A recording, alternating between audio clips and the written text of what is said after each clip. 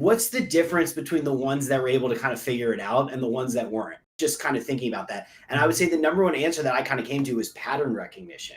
And how do you get better at pattern recognition? Self-reflection. Like those two things, I think, are the difference maker. Some people I know I feel like are just not good at pattern recognition. I think a lot of it has to do with maybe some of it's like IQ. You know, some of it's like people don't really like aren't able to think about it. But I actually don't think that that's true. I think it's a lot of it is, I don't know. I haven't really thought of like the right word for it. I want to say maybe cultural. Like nature versus nurture. Some people don't have like, you know, what the saying is like, you are the sum of your five friends.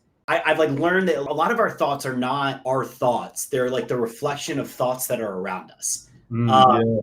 Right. So then the question becomes, well, what are you intaking?